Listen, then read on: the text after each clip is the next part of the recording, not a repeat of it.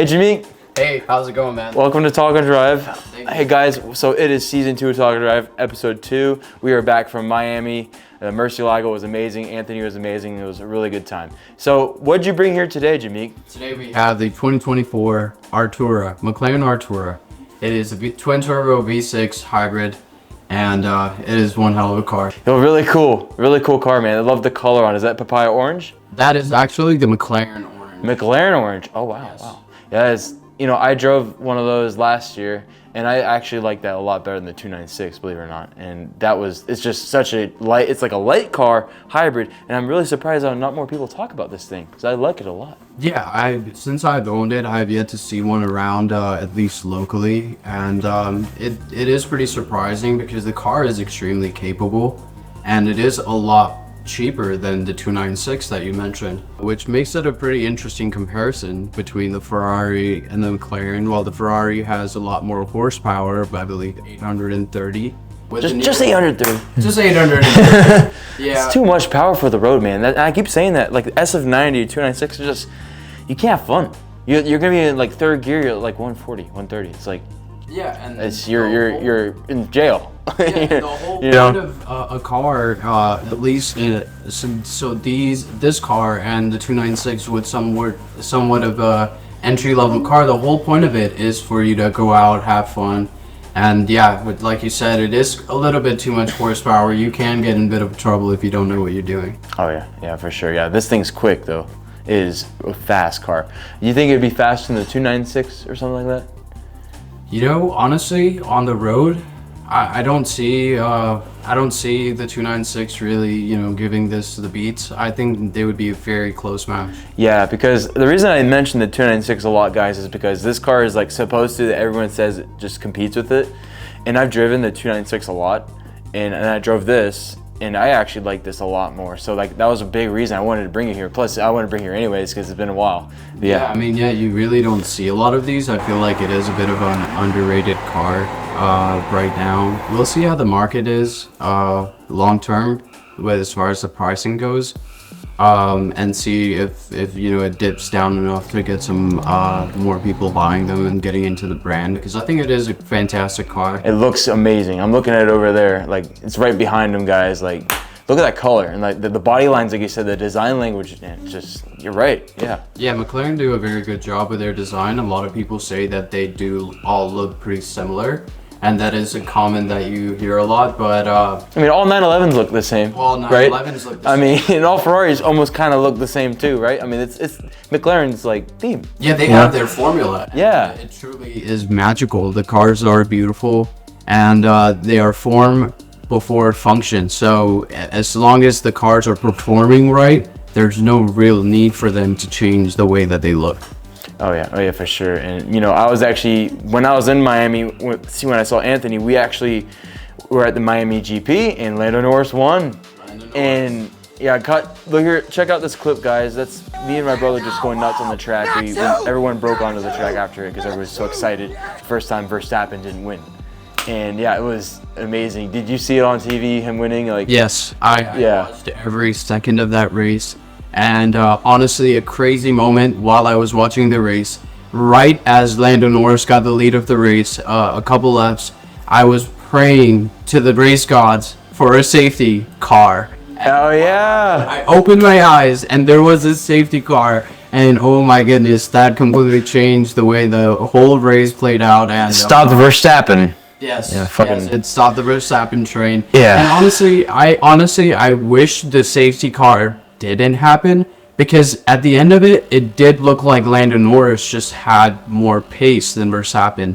It would have been interesting to see how it would have played out. Closer race, yeah. Yeah, it would have been a closer race. I mean, they're on it right now, man. I'm really happy about it because I think McLaren deserves it. Yeah, they do. I'm just very happy for the season. Yeah. Because the fact that we already have 4 different winners already, the season itself is so entertaining, and that's what I love about the fan. Yeah, you know what? It's an interesting question. This is a wild card. It's something about like when you own a McLaren, a Ferrari, or Mercedes, and like, is it true that it kind of like when you're watching like the F1 races, you're kind of more involved because you own, like, it's almost like you own part of the team. Like you do. I mean, you gave them money, you paid McLaren for that car, and you're almost like part of the team. It feels really great for you to win, right? What do you think of that? Yeah, I think that's absolutely true. I mean, owning their product, that's already you're showing a support for the brand. Yeah. And yeah, so seeing them out there, it definitely gives you a little bit of, like a feeling of somewhat of a proud feeling when you see them fighting out there, working hard, and getting the results that they possibly can. And so yeah, I think it's a great feeling. Yeah, it's a great aspect. It is. It's like yeah. It's kind of like a football team, right? Like Ferrari wearing the Ferrari colors. Yeah, if you own like a football team jersey, you're supporting them, and when you see them out there playing their hardest, yeah, you feel great. And you win. Yeah, and you win. Now winning F1's serious nowadays because usually it's always one team winning everything. So like when someone like McLaren wins, it's amazing. The energy is amazing. It's like a World Cup win, honestly. It is. Like when I was there in Miami, everyone's just freaking out, like parties and. That's what I love about Formula One, because every race is almost like a Super Bowl event. Yeah. Every single race is a huge deal. So I love that the fact that they do 24 Super Bowls throughout the whole year, basically. Yeah, I like that. That's a good way to put it, actually. They put a lot of tech from the F1 cars in this car, right? Yeah, so it has a V6 so, and it's hybrid and turbo. I mean, it's like kind of. Formula One cars are also turbocharged V6. These also are twin turbocharged V6 hybrid.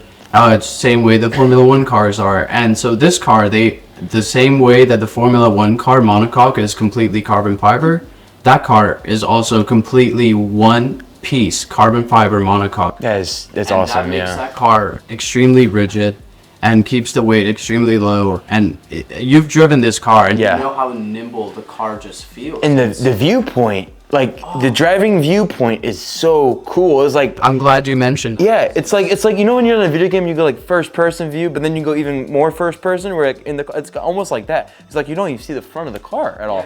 It's like perfect. It is, the nose just completely makes it dive, and it is so short that when you're behind the wheel, all you see is the road ahead of you. It's perfect. It is an insane view. It's literally like you're sitting on the ground. Yeah. Driving it. Like an F1 car. Yeah. Like literally like an F1 car. Absolutely. What's it feel like driving this car? Like what? Say I'm somebody who doesn't know cars. I played Forza forever. I played Gran Turismo. And I'd never driven a McLaren or a Ferrari. What is it like? What's it feel like?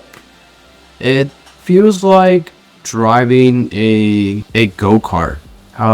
It is just a very small, nimble feeling car. It is extremely rigid.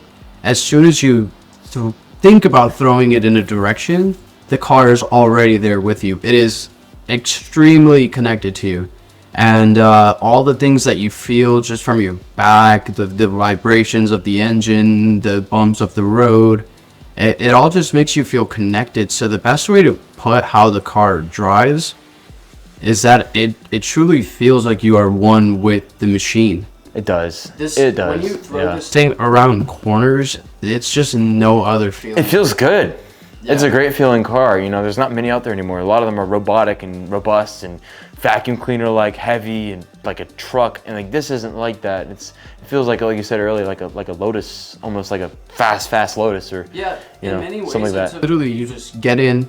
There's a couple of buttons right there. You don't even have to leave the wheel to just change your modes, and boom, like you're always just focused head on into the car. And like you said, the driving angle and just the view from the car. I think we need to see more of these cars, guys. That's what it sounds like, right? Yeah. All right.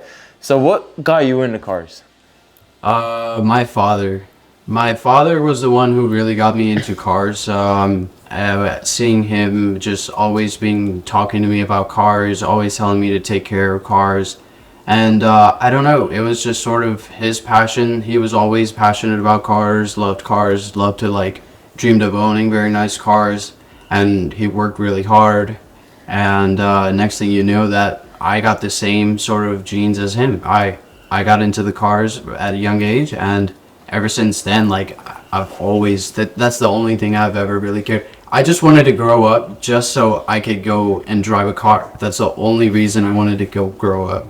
Yeah, so I could grab that's really relatable. Me too, man. So Anthony said the same thing, and I think I'm seeing a trend with all these interviews, actually, guys. So I noticed, it is all of our duties to pass down our passion for cars to our kids and people younger than us, and that's exactly, we're just great examples of that. Everyone who's been on the show, and yeah, that's really nice to hear that. You know, it's really awesome. You know, sharing a passion with your dad. It's like they become like parents will become your friends when you with cars. Like I always work on my cars with my dad. Dad also runs Talk and Drive with us, and you know he's on the logo back there. And I think that's like it's awesome. Supported me anytime I ever had like a dream that I wanted to achieve. He never said that I couldn't achieve it. Even as a kid, I was always told that, you know, the sky's the limit. Yeah, I love that. You know, sky's the limit. It's awesome stuff, man. All right, guys. So I think on that note, on that bombshell, good night. Just kidding. On that note, it's been a great episode. You know, we talked about some great things. We saw some great images of the car. We talked about F1. You know, F1's great. I love F1. It's just probably the best year of F1, honestly, I've seen in a long time. So much diversity, so many diversity of winnings. It's not one guy winning everything. So it was really cool to talk about that, you know, and share the passion of your F1 passion, my passion with F1. You know, seeing Lando Norris win was amazing, dude. Yeah, I can't imagine. Yeah, guys, well, I hope you guys have a great evening, good night, good morning, wherever you are. And thank you for watching Talk and Drive, Season 3, Episode 2. Thank you, Jamik, and I hope to see you around sometime, man. Thanks, Mason. Yeah.